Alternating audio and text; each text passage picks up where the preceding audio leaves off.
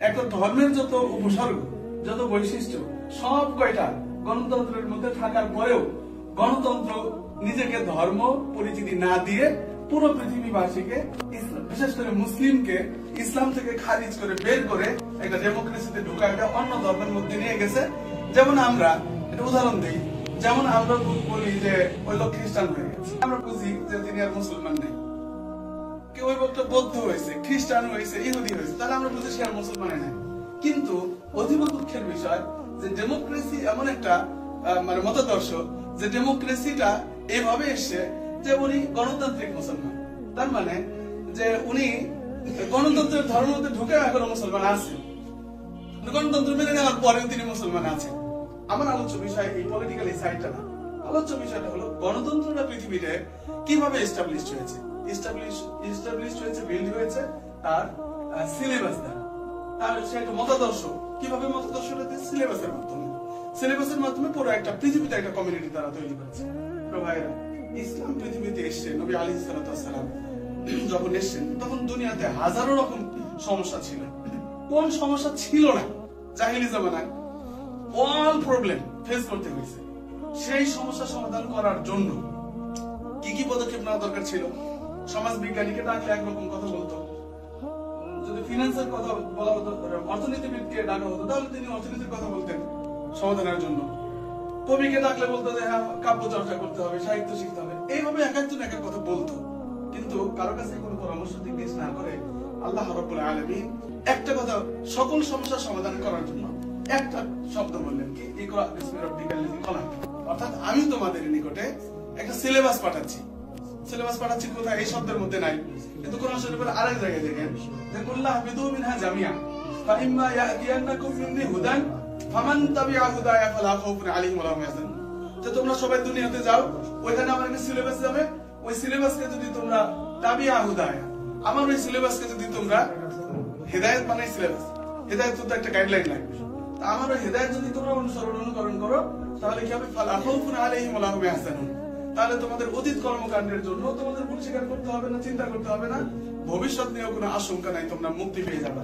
প্রিয় ভাইরা, রাসূল সাল্লাল্লাহু আলাইহি ওয়াসাল্লাম, প্লিজ, রাসূল সাল্লাল্লাহু আলাইহি ওয়াসাল্লামের নিকটে একটা পূর্ণাঙ্গ সিলেবাস আসলেন একটা জাতিকে তৈরি করার জন্য, একটা বিল্ড আপ করার জন্য। সেই জাতির নিকটে যে সিলেবাসটা আসলেন কোরআনুল কারীম, এই কোরআনুল কারীমের পূর্ণাঙ্গ সিলেবাসের ভিতরে একটা জাতিকে তৈরি করার জন্য যা দরকার দুনিয়া এবং আখিরাত, এই জায়গাটা আমাদের একটু মাওলানা সাহেবদের আমি একটু নজর দিব। যে দেখেন কোরআনুল কারীমের মেইন দৃষ্টিভঙ্গি হইল, পূর্ণ কোরআনুল কারীমের মেইন দৃষ্টিভঙ্গিটা কি? মেইন দৃষ্টিভঙ্গিটা হলো রব্বানা আতিনা ফিদ দুনিয়া হাসানা ওয়া ফিল আখিরাতি হাসানা ওয়া কিনা আযাবান্নার। অর্থাৎ আল্লাহ সুবহানাহু ওয়া তাআলা দুনিয়া এবং আখিরাতের কল্যাণ, উভয় জায়গার কল্যাণ নিশ্চিত করার জন্য আল্লাহ সুবহানাহু ওয়া তাআলা একটা সিলেবাস দিলেন।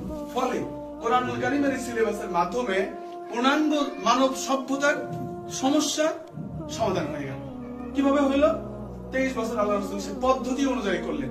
এখানে ভাই আলোচনা করতেছিলেন যে সাহাবীদেরকে বললেন, আজ ওই যুদ্ধবন্দীদেরকে বললেন যে তোমরা কোরআন শেখো।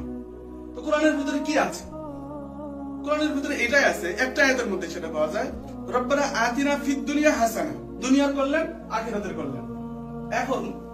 এখন আসেন, এখানে অনেক একটা লম্বা কথা ছিল, সেটা আজকে না, সীমিত সময়ের, যে কিভাবে সিলেবাস গঠিত হবে, কিভাবে সেই নেশন গঠিত হবে, কিভাবে দুনিয়ার কল্যাণ পাওয়া যাবে, কিভাবে আখিরাতের কল্যাণ পাওয়া যাবে, এইটা পূর্ণাঙ্গ রাসূল সাল্লাল্লাহু আলাইহি ওয়াসাল্লাম সাহাবা আজমাইনরা প্রমাণ করে প্র্যাকটিক্যাল লাইফে দেখাইছেন যে কিভাবে মানুষের জীবনের সমস্যার সমাধান করতে হয়। ইসলামের বৈশিষ্ট্য এটাই যে শুধুমাত্র সে আখিরাতের গল্প শোনায় নাই, শুধুমাত্র অদৃশ্যের কথা বলে নাই, বরং দৃশ্যমান প্রবলেম কিভাবে সলভ করতে হয় এটা শুধু বলেও নাই, বরং বলার পাশাপাশি প্র্যাকটিক্যালি একটা জাতিকে, একটা নেশনকে, একটা রাষ্ট্রকে, একটা ওয়ার্ল্ডকে দেখায় দিছে যে কিভাবে দুনিয়ার সমস্যা সমাধান করতে হয়। নবী সাল্লাল্লাহু আলাইহি সাল্লামের নবুয়ত প্রতিষ্ঠার পরে, মাদানী জিন্দেগির পরে, ইসলাম যখন বদরের যুদ্ধের পরে যখন ইসলাম একটা জায়গায় দাঁড়ালো, তারপরে মানব সভ্যতার যে সংকট ছিল, সেই সংকট আরো আল্লাহ রাসূলের জামানায় ছিল, সেটাই তো সেই কোরআনই তো আমাদের কাছে আছে, যে সিলেবাস, সেই সিলেবাসটাই তো আছে। আমরা যে উলামায়ে কেরাম বলতেছি যে আমরা উলামা ওয়ারাসাতুল আম্বিয়া, আমরা উলামায়ে কেরাম হলাম নবীগণের ওয়ারিস, আমরা কি মানুষের জীবনের সমস্যার সমাধান করতে পেরেছি? আমরা তো বলতেছি আখিরাতের কথা। অবশ্যই এটা মানে একটা সমস্যা, আখিরাতে বিপদে বলে সে সমস্যা, কিন্তু সেই সমস্যার সমাধানের গল্প আমরা শোনাচ্ছি। আমাকে মানুষ বিশ্বাস করবে কিভাবে? তার বর্তমান পেটে ভাত নাই, আজকে রাতের ভাত পায় নাই, এই ব্যাপারে আমি সমস্যার সমাধান করতে পারিনি। ফুড পয়জনিং হয়েছে, সেটা সমস্যার সমাধান করতে পারিনি। খাদ্য সন্ত্রাস হয়েছে, সেই সমস্যার সমাধান আমি কোরআন দিয়ে প্রমাণ করতে পারিনি। তাহলে আমার কথা আখিরাত বিশ্বাস করবে কি করে মানুষ? ওই বড় সমস্যার কথা যেটা আমরা বলতেছি। সুতরাং এখানে যে এই সমস্যা, এই ন্যাশনাল এই সমস্যা তৈরি হয়েছে, কিভাবে তৈরি হলো যে ওখানে যারা সাহাবা আজমাইন সমস্যার সমাধান করে দিয়েছিল, সমস্যার সমাধান করার সেই ফর্মুলা, এটা দীর্ঘদিন পর্যন্ত মুসলমানরা চর্চা করেছে। কিন্তু উপমহাদেশে ব্রিটিশরা যখন আমাদের কাছ থেকে ক্ষমতা নিয়ে গেছে, নিয়ে যাওয়ার পরে বলছে যে মোল্লারা তোমরা একটু আলাদা যাও, মাথাটা বন্ধ করে দিছে, দিয়ে বলছে তোমরা একটু মোল্লা কি করবা, তোমরা ওই যে মিলাদ করবা, তারপরে ওগুলো খতম করবা, মানুষের দোয়া কালাম করে দিবা, আর আখিরাতের কথাটাই তোমরা শুধু বলবা, দুনিয়ার সাথে তোমাদের কোনো সম্পর্ক নাই। এটা ইহুদি খ্রিস্টানদের যে মৌলিক যে বিষয়, ওদের ধর্মের মধ্যে যে বিষয়, তোমরা চার্চে বসে থাকো, তোমাদের কাছে খাবার পাঠাচ্ছি, ভালো ভালো খাবার, তোমরা খাবার দাবার খাবা, তারপরে যা যা করা লাগে করো, আখিরাতের ব্যাপারটা তোমরা ভালো করে বলো, আর দুনিয়ার ব্যাপারটা আমরা দেখতেছি। আমাদেরকে এটা আলাদা করতে দিয়েছি। অর্থাৎ কোন আয়াতের বিরোধী? রব্বানা আতিনা ফিদ দুনিয়া হাসানা, এটার বিরোধিতা করে, অর্থাৎ এইটাকে সমূলে কেটে দিয়ে তারা শুধুমাত্র দ্বিতীয় অংশটাকে রাখলো, রেখে বাস আমাদেরকে চার্চের খ্রিস্টানদের পুরোহিতদেরকে মানে ফাদারদেরকে ঢুকাই দিল চার্চের ভিতরে, সেম কোয়ালিটি করে আমাদের ভিতরে বৈশিষ্ট্য তৈরি করে। জানি আপনারা এই ব্যাপারে অনেক কষ্ট পাবেন কথাটাতে, কিন্তু বলতেই হবে আমাকে, কাউকে না কাউকে কথাগুলো বলতেই হয়। তো আমাদেরকে ঠিক 300 বছর পর্যন্ত তারা একটা সিলেবাস তৈরি করে দিয়ে আমাদেরকে সুন্দরভাবে একটা পুরোহিতের মতো চারিত্রিক বৈশিষ্ট্য পরম্পরায়, যুগ পরম্পরায় আলিয়া মাদ্রাসা তৈরি করে 27 জন প্রিন্সিপাল, খ্রিস্টান প্রিন্সিপাল দিয়ে ওদের মতো করে মডিফাইড একটা হুজুর গোষ্ঠী এই উপমহাদেশে তৈরি করে দিয়ে, তারপরে যখন বুঝছে যে আমরা যা চাইছিলাম এরা তাই হয়েছে, একদম ফুলে ফলে সুশোভিত, তারপরে ওরা চলে গেছে।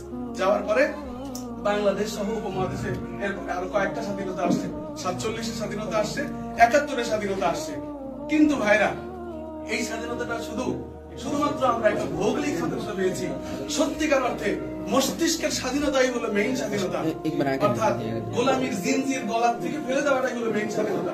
47-এ এবং 71-এ ভৌগোলিক স্বাধীনতা পেলেও আমরা মূলত মস্তিষ্কের স্বাধীনতা অর্জন করতে পারি নাই। ব্রিটিশরা যেভাবে আমাদের মস্তিষ্ককে বেঁধে রেখেছিল, গোলাম বানিয়েছিল, আমরা হুজুর হই আর সেকুলার হই, উভয় গোষ্ঠী আজ পর্যন্ত আমরা তাদের সিলেবাসই নিয়ে রেখেছি। তাদের সিলেবাস, যে সিলেবাসের মাধ্যমে আমাদেরকে গোলাম বানানোর সিলেবাস তৈরি করেছিল, সেই সিলেবাসের মাধ্যমে আমরা নিজেদেরকে তৈরি করেছি, সন্তানদেরকে সেই সিলেবাস পড়াচ্ছি, এবং আমরা ওই সিলেবাসে রেখে যাচ্ছি যাতে করে আগামী দিনেও ব্রিটিশদের গোলামি করার লোকই এই বাংলাদেশে তৈরি হয়। ভাইয়েরা, এইখান থেকে আজাদি যদি আপনি চান, আপনি যদি স্বাধীনতা চান, তাহলে শিক্ষা ক্ষেত্রে, শিক্ষার জায়গায় এই বিশৃঙ্খলা একদম সমূলে উৎপাদন করতে হবে। এই দুই ধারার শিক্ষাকে একদম বিলুপ্ত করে দিতে হবে। শুধুমাত্র একমাত্র চলবে রব্বানা আতিনা ফিদ দুনিয়া হাসানা ওয়া ফিল আখিরাতি হাসানা, এইটার আলোকে জ্ঞান বিজ্ঞানের চর্চা এবং দ্বীনের চর্চা উভয়টাই। হ্যাঁ, একটা গোষ্ঠী 100 ভাগ, 100 ভাগ জনগোষ্ঠীর মধ্যে থেকে 10 ভাগ লোক সর্বোচ্চ ইসলামের ব্যাপারে বিশেষজ্ঞ হবে, মুফতি হবে, মুহাদ্দিস হবে, তারা ইমাম হবে, তারা স্কলার হবে, আর বাকি 90% মানুষই একটা ধারায় চোখে লেখাপড়া করবে। সেটা একটা পর্যায়ে যে প্রিয় ভাইরা, আপনারা আপনাদের জায়গা থেকে স্টেপ নিয়েছেন, যারা উদ্যোক্তা আছেন, জাহিদ ভাই কই? আপনার কথা শোনার জন্য বলে রাখছেন আমাদের, শোনেন। এখন আপনারা যারা উদ্যোগ নিয়েছেন, ব্যাপারটা হয়েছে কি, আপনারা উদ্যোগটা নিয়েছেন, নিয়তটা ভালো, দ্বীনি কাজ করার জন্য। পৃথিবীর ইতিহাসে যত জায়গায় এসে একটা কাজ গুরুত্ব সহকারে করতে হয়েছে, সেটা হলো সহি কাজ সহি তরিকায় হতে হয় এবং যোগ্য মানুষকেই করতে হয়। আসলে আপনারা এন্টারপ্রেনার, কিন্তু এইটার যে মৌলিকভাবে পরিচালনা এবং একটা গন্তব্যে পৌঁছানোর জন্য যা দরকার, এটার বিশেষজ্ঞ যারা, তাদেরকেই এই দায়িত্ব আপনাদেরকে দিতে হবে। আপনারা শুধুমাত্র পেছন থেকে ফুয়েল দিতে পারেন, এর চেয়ে বেশি কিছু না। আপনারা যদি নিজেদেরকে আল্লামা ভাবেন, নিজেদেরকে যদি ইসলামের ত্রাণকর্তা ভাবেন, আপনারা ভুল করবেন। এবং সবাই ভুল করে আসতেছে, তাবলীগওয়ালারা ভুল করেছে, অমুকে ভুল করেছে, অমুকে ভুল করেছে, একের পর এক ভুল করবে। উলামায়ে কেরাম থেকে যখন আপনারা বিচ্ছিন্ন হয়ে যান, নিজেরাই যখন বিশেষজ্ঞ সেজে যান, নিজেরাই, আপনাকে মেনশন করে বলছি না, সাধারণ মানুষদেরকে বলতেছি, উলামায়ে কেরাম থেকে বিচ্ছিন্ন হয়ে যখন আপনারা এই সেই আকীদা, এইটা সেটা ইত্যাদি যারা আপনারা যখন করার জন্য যখন উদ্গ্রীব হয়ে পড়েন, নিয়ত ভালো, তরিকা সহি না হওয়ার কারণে গাড়ি ড্রাইভ হয় ঠিকই, কিন্তু সাত মাথায় পৌঁছায় না, খালের মধ্যে পড়ে যায়। এই জন্য আমরা যদি সত্যিকার অর্থে একটা গন্তব্যে পৌঁছতে চাই, আমি দুই ধারার জন্য কথা বললাম, ওলামায়ে কেরামের জন্য বললাম যে প্রিয় ভাইরা, 98% শিক্ষার্থী সেকুলার শিক্ষায় পড়াশোনা করে, মাল্টিমিডিয়া স্কুলগুলোতে পড়াশোনা করে। আপনি 2% মাদ্রাসায় পড়িয়ে ওই আমাদের কারা পড়ে আপনারা জানেন, মাদ্রাসায় কারা আসতেছে, যারা মাদ্রাসা পরিচালনা করেন তারা জানেন। আমি ছোট্ট উদাহরণ করে ছোট করে বলছি না, অনেক ভালোরাও পড়তেছে, বাকি ম্যাক্সিমাম মাদ্রাসা পরিচালনা করতে গিয়ে দেখি একজন কাঁদতেছে, আমি বাচ্চা দিয়ে গেলাম, এই বাচ্চাকে আমার নাতি, কি হয়েছে হুজুর, টাকা পয়সা দেওয়া পারবো না, রাখা লাগবে। কথা অবশ্যই নিশ্চিত এটা দয়া লাগে। সমস্যা কি? কয় মায়ে বাপে ডিভোর্স দিয়ে গেছে, মায়ে গার্মেন্টসে চলে গেছে, বাপে আর এক জায়গায় আরেকটা বিয়ে করছে, আমি রাখা পারতেছি না হুজুর, কেন রাখেন আপনি? আমি বলে ফেললাম তাহলে আমি তো মুখোমুখি হয়, তাই আমি বললাম সোল পালবার দিয়ে যাচ্ছেন? না না না, কি সুবিধা, সোলে ফ্রি খাওয়াইতে হবে, তারপরে হলো সিকিউরিটি দিতে হবে, ঘুমাইতে হবে, স্বাস্থ্যগত মানে খেয়াল রাখতে হবে, সব দেখতে হবে, দেখার পরে টাকাও দিবে না, খাওয়াইতে হবে। আচ্ছা, এখন আমি নিয়ত করতেছি এই ছেলেকে আল্লামা বানানোর জন্য মাদ্রাসার পরিচালক হিসেবে, আর ওই নানি দিয়ে গেছে ওনার গরু চড়াইতে আর ছাগল পালতে সমস্যা, এই বাচ্চা ডিস্টার্ব করে, সুতরাং মাদ্রাসায় রেখে আসো। কয়েকদিন পড়ালেখা করার পরে একটু শরীর টরীর বড় হওয়ার পরে ওরে নিয়ে ভ্যান চালাই দিতে, মায়ের সাথে গার্মেন্টসে পাঠিয়ে দিবে, ওই উপযোগী করা পর্যন্ত দিয়ে যাচ্ছে। ফলে আমরা যারা চিন্তা করতেছি আল্লামা বানাবো, একদম আশা চিন্তা করতেছি আরে মিজানুর রহমান আজারি বানাবো, তারপরে সাইদি সাহেবের মতো কণ্ঠওয়ালা এইরকম ইয়ে বানাবো, বড় বড় আলেম বানাবো, নিয়ত আমার সহি, আমি মাদ্রাসার পরিচালক, আর ওনাদের হলো যে কয়েকদিন পড়ায়া গার্মেন্টসে পাঠাবে। এবং শতকরা প্রায় এই কোয়ালিটি গুলো শতকরা 96% তাই হয়। যখন একটু আমরা গায়ে গোতরে বোর্ডিং এর খাবারটা আমরা খাওয়ায় গায়ে গোতরে বড় করে দেই, বাস এরা এদিকে দিয়ে চলে যায়। প্রিয় ভাইরা, এরা সমাজে করবেটা কি? কিভাবে সমাজকে নির্মাণ করবে, কিভাবে সমাজকে চেঞ্জ করবে?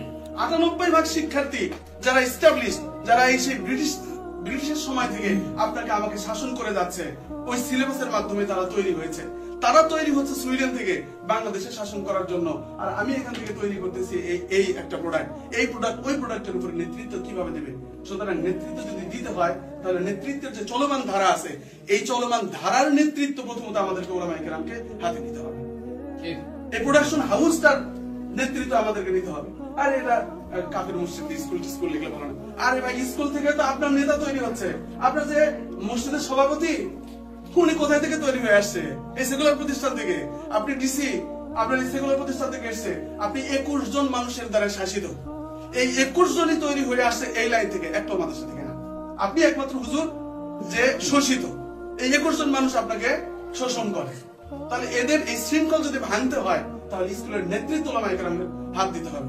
আপনারা যারা দিনদার মুসলমান, আপনারা যারা আছেন, যারা এন্টারপ্রেনার হতে পছন্দ করেন, ইসলামের জন্য কিছু করতে চান, আমি আপনাদেরকে বলবো, সবিনয় নিবেদন করব, আপনাদের অর্থ, আপনাদের সম্পদ, আপনাদের জীবন, আপনাদের ভালো মন্দ চিন্তা, আপনাদের ব্রেন, শিক্ষাগত যোগ্যতা আপনারা এর জন্য ইনভেস্ট করেন ওলামায়ে কেরামকে সামনে রেখে, তাহলে গন্তব্যে পৌঁছবেন।